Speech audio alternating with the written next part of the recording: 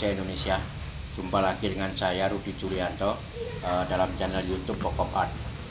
Pada kesempatan kali ini saya kepingin berbagi soal pohon ini. Ya, pohon ini saya dapat waktu itu tahun 2008. Kakak yang pemiliknya, pohon ini sudah dipot 12 tahun. Jadi sampai sekarang kemungkinan 12 ditambah 12 lagi, sehingga pohon ini saya asumsikan sudah di dalam pot selama 24 tahun. Ya, inilah pohon Cantigi yang saya dapat waktu itu. Kemudian saya proses menjadi sebuah bonsai. Nah, ini hasilnya kurang lebih 3-4 tahun setelah saya dapat. Jadi ini tahun, kalau nggak salah, 2012. Ya. Kemudian pohon ini sempat berpindah tangan dan meraih cukup banyak prestasi, best in show ataupun meraih nominasi 10 terbaik dalam kelasnya. Ya, banyak sekali prestasinya. Nah, ini salah satu foto pada waktu 2014 kalau nggak salah, 2014 atau 2015 ya. Yang itu tidak menjadi penekanan saya. Yang menjadi penekanan saya sekarang adalah melihat kondisi dari pohon ini, kemudian bagaimana saya bisa merestruktur lagi untuk menjadikan dia sebuah bonsai yang indah. Oke, saya bisa dilihat mungkin kondisinya dulu. Ya, rantingannya udah sangat tua, tetapi ini masih bisa dipilih kemudian diranting lagi. Keringannya juga masih utuh, ini keringannya, cuman udah kita lem sulfur juga. Ada beberapa yang keropos tapi tidak masalah. Nah, ini dilihat kondisinya sangat tua sekali, sangat tua. Jadi cabang rantingnya sangat tua, anak rantingnya anak ranting muda. Nah, inilah yang nanti kita harapkan bisa menjadi sumber pertumbuhan yang baik. Nah, karena ranting tua udah saya pilih 2 bulan yang lalu, ini terus terang udah kita tangani. Nah, sekarang saatnya saya untuk mendesain ulang pohon ini. Yang pertama, seperti biasa, saya menentukan posisi dulu. Kalau dilihat posisinya pohon ini sekarang, dia lebih rebah, maka nanti akan saya naikkan lagi dikit. Oke, kemudian nanti saya akan melakukan pemilihan dan pengawatan untuk membuat sebuah desain baru pohon ini. Mudah-mudahan bisa jadi lebih baik dari sebelumnya. Oke, kita ikuti proses saya selanjutnya.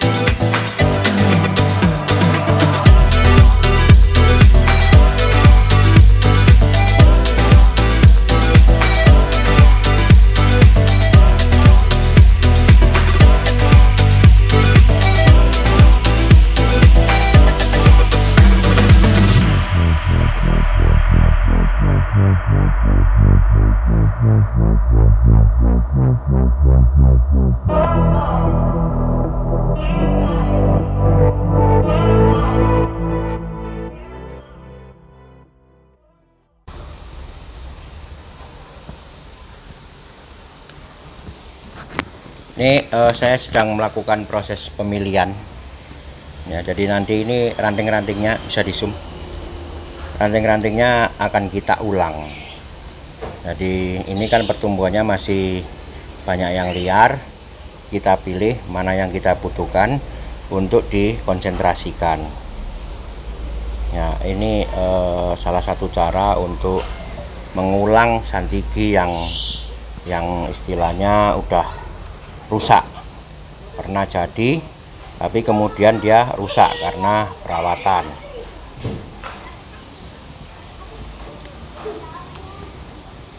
Ya, bisa dilihat di sini ranting-ranting yang saya pilih adalah anak ranting ini udah. Anak ranting yang saya pilih adalah anak ranting yang pertumbuhannya kuat, bagus. Nah, yang mengarah ke bawah saya buang dulu.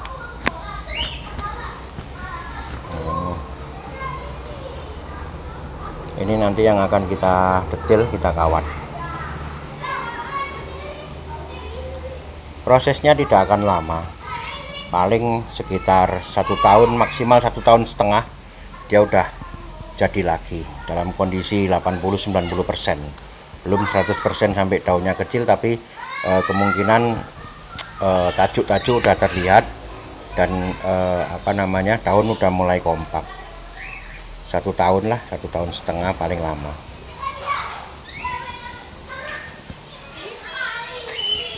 Jadi mungkin ada teman-teman yang punya santiki yang tidak keurus lama, diulang aja. Ini artinya bisa jadi kembali gitu, bisa jadi kembali. Caranya gimana? Caranya yaitu dengan disuburkan dulu yang utama. Setelah dia subur, nah ini kita pilih perantingan. Ini udah pemilihan kedua. Yang pemilihan pertama saya pilih yang ranting-ranting yang benar-benar tua, yang kurus atau bahkan yang udah mati. Kalau dilihat di sini kita udah tidak menemukan ranting-ranting yang mati. Karena apa? Karena 2 bulan yang lalu saya udah memilih. Yang mati udah saya buang, tinggal tunas-tunas kecil yang hidup. Nah, sekarang tunas-tunas itu telah jadi anak ranting yang cukup untuk istilahnya mau dikawat sekarang.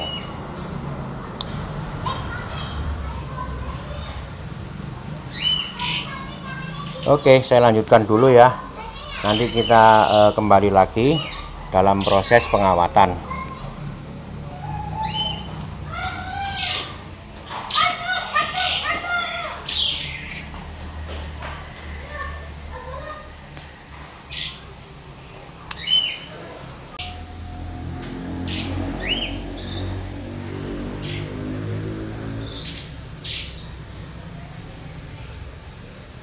Nah, ini saya sedang melakukan pemilihan. Saya akan memberikan contoh pemilihan dalam kondisi yang perantingan yang akan diulang seperti ini. Jadi sekali lagi ini udah tahap 2 pemilihan. Jadi ini yang kedua, bisa dilihat di sini banyak sekali pertumbuhan liar. Ya, ini tetap pada dasarnya kita membuat perantingan, tetapi ini perantingan yang udah pernah jadi dia udah proses ke anak ranting.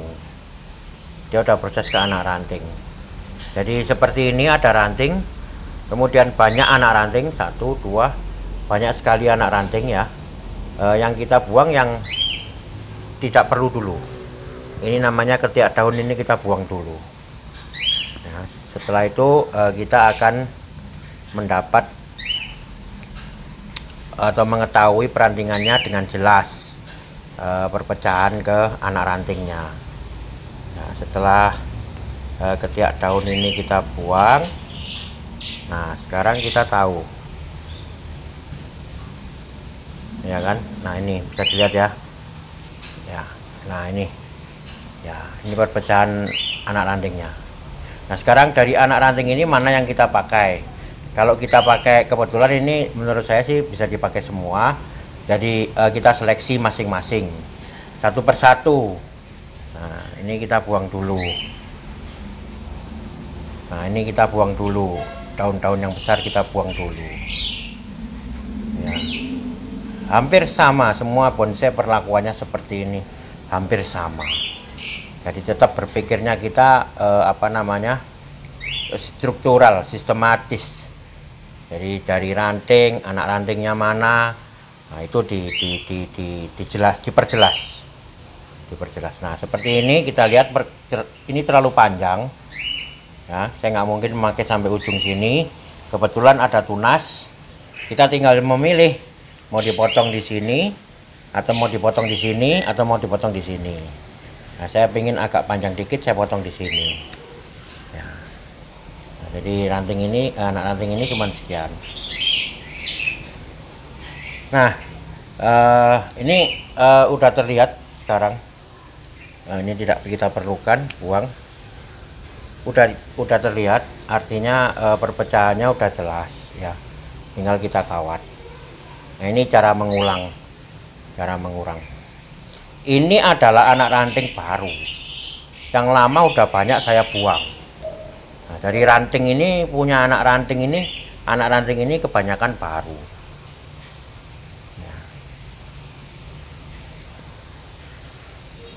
Nah, seperti ini bisa dilihat sangat banyak pertumbuhan liar ketiak daun. Jadi harus kita buang dulu.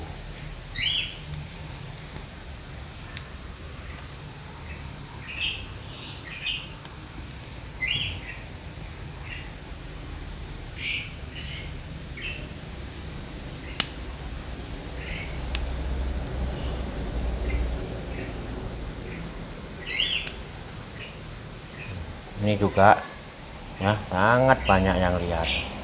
Jadi kita tahu anak rantingnya ini, maka yang tidak diperlukan kita buang dulu, terutama yang ada di ketiak, maksud saya di persimpangan. Jadi ini adalah ranting yang memecah ke cucu ranting, anak ranting yang memecah ke cucu ranting. Di persimpangan banyak sekali tunas liar, kita buang. Supaya apa? Supaya suplai makanannya jelas, tidak terpotong di sebelah sini. Jadi akan mengalir ke ujung masing-masing cucu ranting ini. Itu ya. Ini juga kita bersihkan semua. Nah, ini bisa dilihat di sini ada pertumbuhan liar. Nah, ya. Ini jelas kita tidak pakai. Cepat-cepat kita buang agar distribusi makanan berjalan baik ke ujung sesuai dengan keinginan kita. Konsentrasi tumbuh lagi. Oke, ya ini juga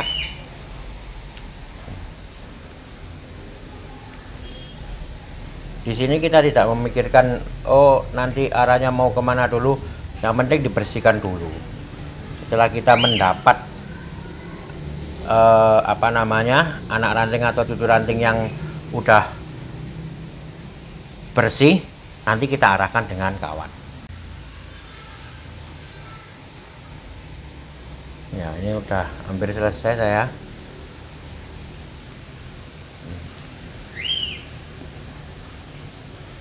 Oke, kayaknya udah selesai semua.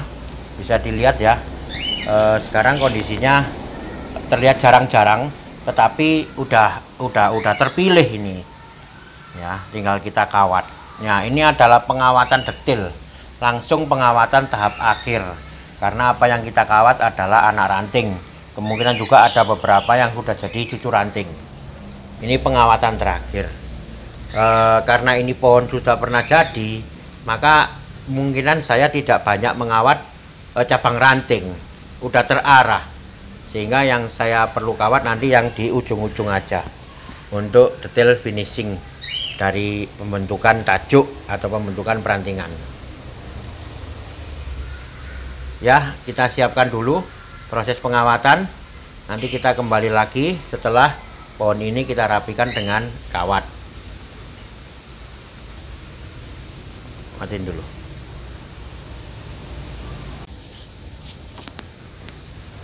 Ini saya sedang bersihkan pohonnya dengan menggunakan cairan sabun cuci piring Sunlight.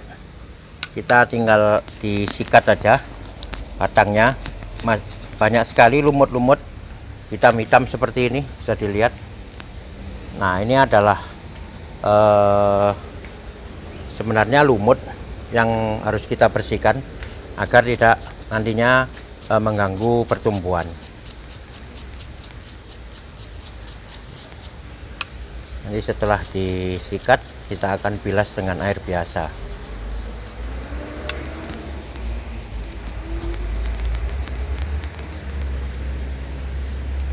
Oke, kita lanjut dulu, bersihkan dulu.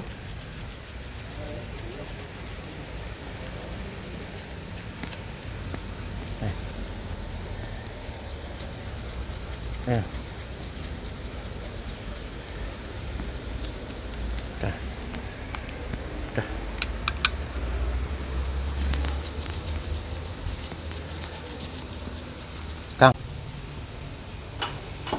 ya ini udah selesai kita reposisi kemarin. Bisa dilihat sekarang posisinya udah lebih terangkat gerak batangnya, jadi pohon lebih bisa terlihat ruang dimensi belakang.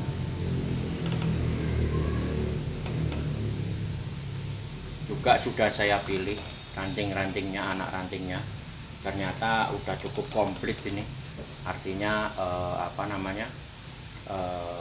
perantingan tidak ada yang nambah.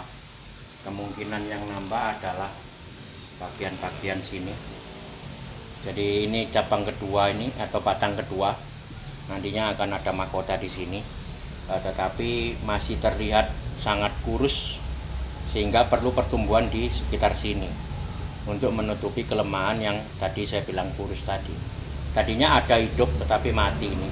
Jadi saya punya gantinya, ini tunas baru. Tunas baru ini nanti akan diarahkan ke sini untuk bisa menjadi kelompok daun di sebelah sini, sehingga kesan kurusnya ini akan tereliminir.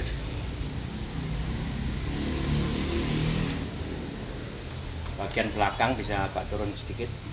Nah, ini udah komplit, udah bagus, tinggal memperpanjang bagian ekornya. Kemudian background samping ini juga udah bagus. Nanti saya akan ranting sehingga akan seolah-olah terpisah dari batang utama. Ini adalah berasal dari batang yang kedua atau ketiga ya. Ada 3 batang ke pohon ini. 1, 2, 3. Ya, 1, 2,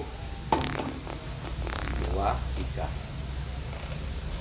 Dan ini udah kita sikat kemarin, disikat dengan sabun cuci piring supaya jamur-jamurnya hilang. Tidak bisa sekali hilang, mesti melakukan berulang-ulang kali pembersihan dengan sikat. Karena kalau kita paksa dengan sikat yang agak tajam, bisa bersih tapi malah merusak kulit kambiumnya. Jadi menggunakan sikat gigi yang ujung sikatnya halus untuk sedikit demi sedikit membersihkan jamur yang ada di kulit kambium. Oke, saya lanjutkan dulu dengan pengawatan, pengarahan, kemudian nanti kita review apa yang saya lakukan pada pohon ini.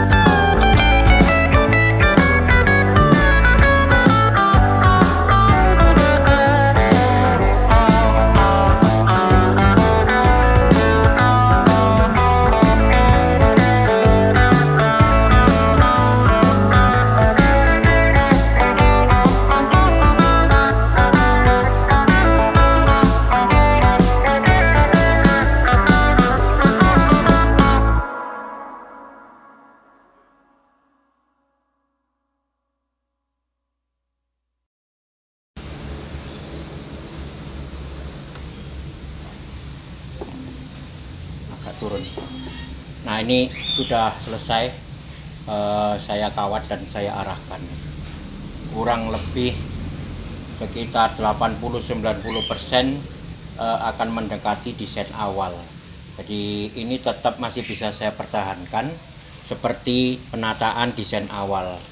Ada sedikit kematian di sebelah sini. Sebenarnya kayu mati ini adalah dulu hidup, sekarang mati, tetapi tidak begitu mengganggu karena background tetap ada dan posisinya sama bagusnya dengan yang dulu. Ya, cuman perbedaannya di sini lebih melebar karena mungkin udah banyak pertumbuhan, dia lebih melebar ranting yang ini.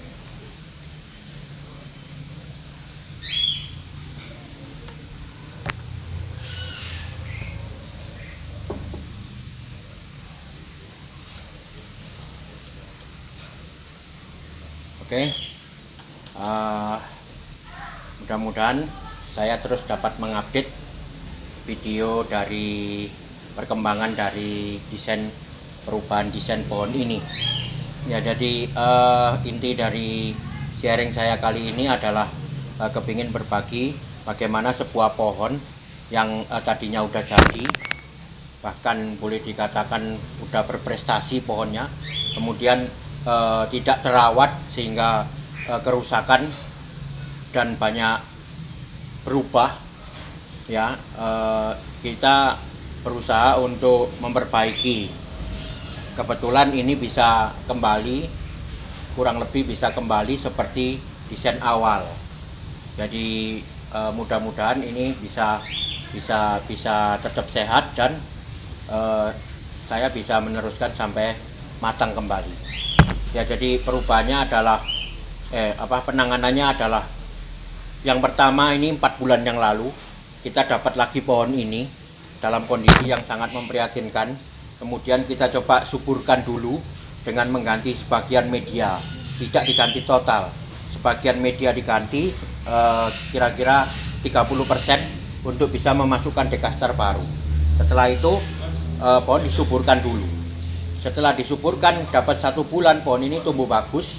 Kemudian saya melakukan pemilihan. 2 bulan yang lalu saya melakukan pemilihan, dan inilah hasil setelah saya pilih 2 bulan yang lalu. Makanya tadi saya jelaskan bahwa ranting-ranting yang mati sudah tidak ada karena 2 bulan yang lalu sudah saya pilih. Dan yang saya pilih adalah anak-anak ranting yang tumbuh sehat. Dan sekarang memang bisa dilihat di sini bahwa pertumbuhan memang udah sangat bagus. Ya, ini udah sampai ke anak ranting, artinya pengawatan udah terakhir. Selanjutnya tinggal proses pruning. Paling 2-3 kali pohon ini udah akan terlihat kumpulan tajuknya. 2-3 kali pruning. Ya, selain itu saya akan menambah percabangan baru di sebelah sini untuk menutup kekosongan. Nah, di sini perlu, ini tadinya hidup, kemudian mati, dan saya mudah-mudahan dalam 3 bulan udah diperoleh